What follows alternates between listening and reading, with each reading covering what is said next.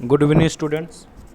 पूर्व क्लास रे आमे कोण विषय रे बहुत किसी जानी आमर कोण विषय जाना किसी तथ्य रही जाता। तो एबे आमे यही वीडियो रे आमे कोण विषय संपूर्ण जानिबा जहाँ रही जाइतला ताको बाकी तिक जानिबा। पिला माने से देइची हमर पाए एक डैश संख्या। तो यार आंसर आसीबो बिले जब पाएटा हमर को संख्या ना परिमेय संख्या, यार आंसरटा आसीबो कोन ना परिमेय संख्या। पिलाने पाएर आसन्न मान पाएर मूल्य पर्यंत कहीं निर्धारित करना। तो यहाँ गोटे आसन्न मान रखा जहाँ 3.1415। तो डिग्री एकक को आम किपर क्षुद्र एकक परिणत कर आहर केमी प्रकाश कर। तो पिले माने एक डिग्री केते minute 1 degree is equal to पिला मन रखी था 60 मिनिट्स एवं 1 minute is equal to 60 second. यहाँ हूँ सेकेंड्र सिंबल, यहाँ हूँ मिनिट्र सिंबल। तो पाए रेडियन हूँ 180 बा 180। तो पाए रेडियन मूल्य हूँ के 180 डिग्री। तो 1 डिग्री के हम सॉरी 1 रेडियन के हम ना 180 बाय पाए डिग्री। तो ये 1 रेडियन हम के ना 180 बाय पाए डिग्री। तो 1 डिग्री इज इक्वल टू के हम ना पाए बाय 180 रेडियन। तो यहाँ हूँ रेडियन सिंबल सी। तो पाए इज इक्वल टू के हम ना 22/7। जदि तुम 22/7 को जब तुम भाग कर 22 को जब 7 द्वारा तुम पे भाग कर ताहले यार मूल्य आसो 3.1415। तो प्ले कोण समद्विखंडक। तो जोटा कि आम कहवा एंगल बिसेक्टर। तो मनकर जदि एबीसी कोणर अंतर्देश पे पी अवस्थित जदि एबीसी गोटे मुझे यार फिगरटा मु तले करी। तो से देखिए मनकर एबीसी कोणर अंतर्देश जदि पी अवस्थित एवं measurement ABP is equal to measurement PBC, measurement ABP is equal to measurement PBC. तेबे बीपी रश्मि को एबीसी रो समद्विखंडक कहा जाए। तो यार ये थियोरी अनुसार ताहले आमे चित्रटा करिबा। जदि गोटे एबीपी कोण ताहले एबीपी कोणर अंतर्देश किए ना पी अवस्थित, पी अवस्थित ताहले मेजरमेंट एबीपी कोण और पीबीसी कोण। तेबे बीपी रश्मि कोण करे ना एबीसी कोण को समद्विखंडक करुच्ची। ताहले मेजरमेंट एबीसी रो समद्विखंडक किए किए ना एबीपी एवं पीबीसी। कोणर समद्विखंडक जानि पारलो सेठी तला मन रख पिले। आम तो पूर्व क्लास रू छोट बेलू आम पढ़ीचे 6-7 क्लास सूक्ष्म कोण स्थूल कोण कौन से विषय टी आम पढ़ीदे। तो 90 डिग्री जदि कम है सूक्ष्म कोण कहुए जोटा कि आम कह एक्यूट एंगल बोली आम कह इंग्राजी रे। जदि 90 डिग्री सह सामान है समकोण बोली कहवा जोटा राइट एंगल कहुचे। और 90 डिग्री अधिक है स्थूल कोण कहवा जोटा ऑब्ट्यूज एंगल बोली कहूचे। बुझीगला। तो सरल कोण क्या कहुए पिला।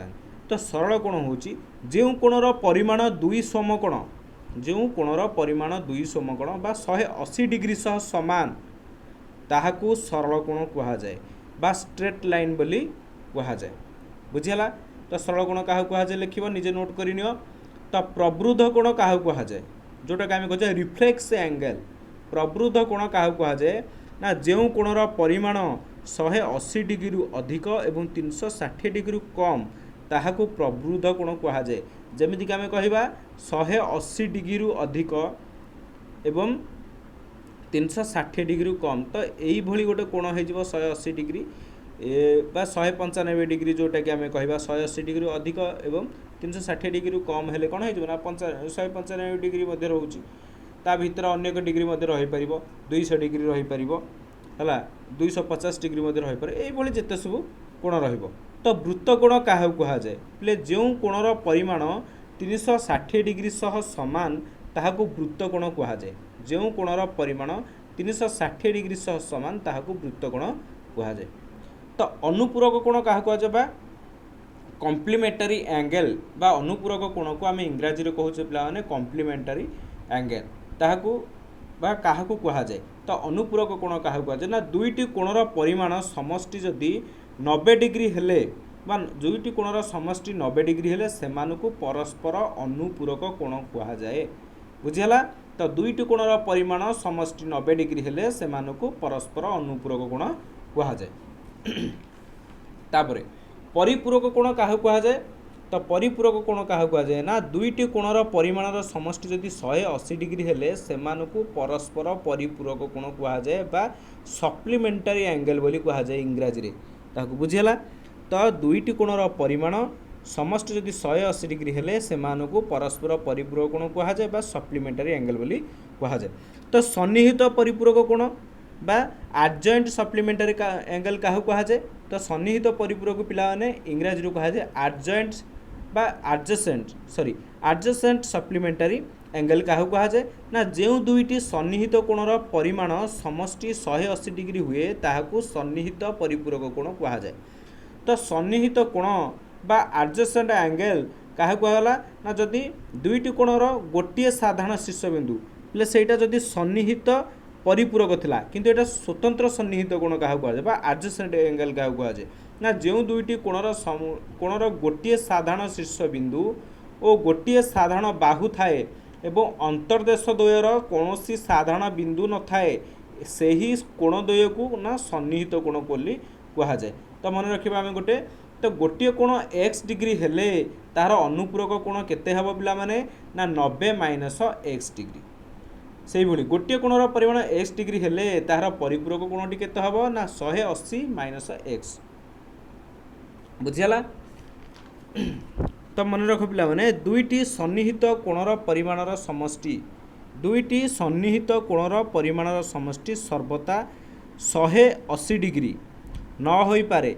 मन रखि था पिला माने भला भाबरे दुईटी सन्निहित कोणर परिमाणर समष्टि सर्वदा 180 डिग्री न होई पारे किंतु सन्निहित कोणर समष्टि 180 डिग्री हेले सेमानकु सन्निहित परिपूरक कोण कहा जाए।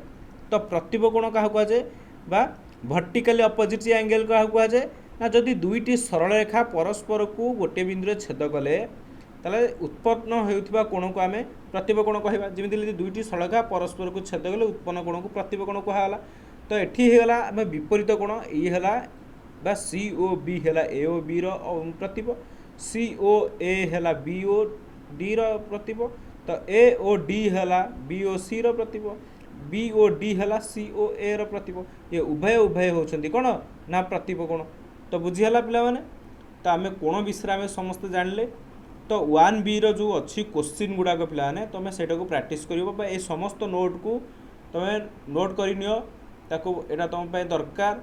तो 1B करिबारे बा 1 नंबर 4 नंबर करिबारे खाली जहाँ जहाँ से लिखाई क्वेश्चन अच्छी ये जो नोट आम आलोचना कले ता भीतर समस्त आंसर अच्छी। तो तुम ताकू निजे ट्राए करनियो। जदि किसी प्रॉब्लम होची कमेंट बॉक्स रे मते जणैबो। जदि वीडियो टी भल लागिछि like share subscribe and comment करिवो। धन्यवाद।